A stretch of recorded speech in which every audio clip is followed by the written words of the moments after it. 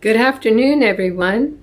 My name is Nayaswami Padma, and I'm here today to bring you an excerpt from the original teachings of Paramahansa Yogananda. I'm reading from Swami Kriyananda's autobiography, The New Path, and I'm in the section, I'll just tell you where I'm going to pick it up. I'm just reading a little excerpt every day and offering some discussion or insight into it. So he quotes Yogananda here. In Milwaukee, the master told us, I was once taken to a church where a choir sang especially for me. Afterwards, one of the singers asked me, "How did you like our singing?" "It was all right," I said.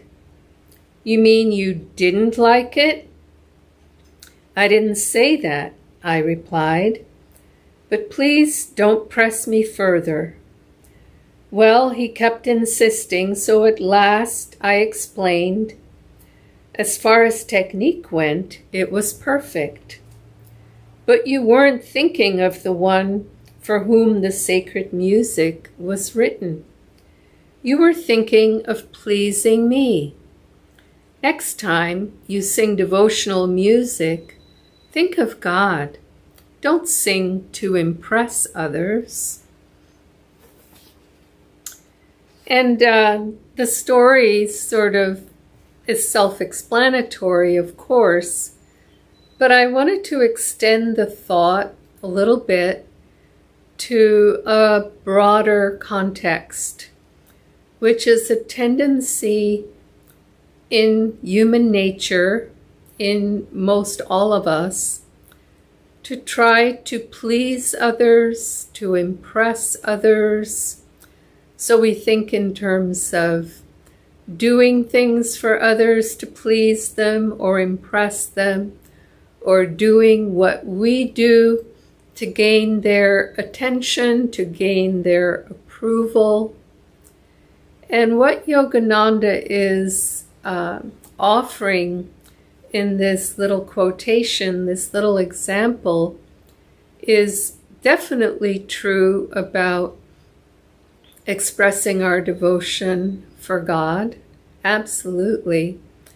But it's also true, by extension, for expressing really anything toward one another in our interactions with other human beings, to have those interactions be based in,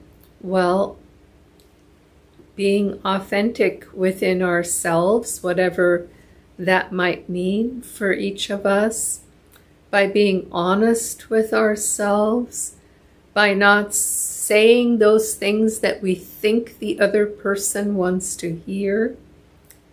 You know, anyone with any kind of perceptive nature is able to tell when somebody is just saying what they think you want them to hear, or whether somebody is simply speaking from their own heart, the truth as they perceive it.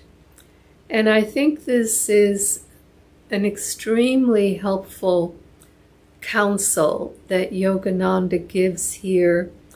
And I would venture to say in a lot of psychology today, in a lot of the distress that we feel as human beings, somewhere intertwined in there is these thoughts, whether when we were young, whether we were trying to please our parents or our teachers, whether we were trying to please friends so that we would be liked or popular, all of the human dynamics that take place in social interaction.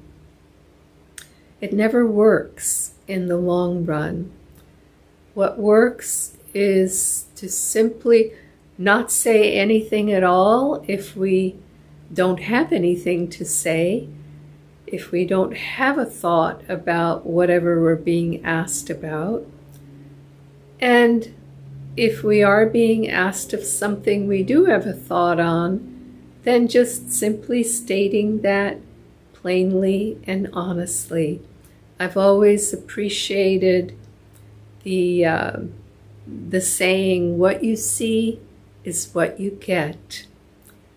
Joy to you, and we'll see you again tomorrow. Blessings. Bye-bye now.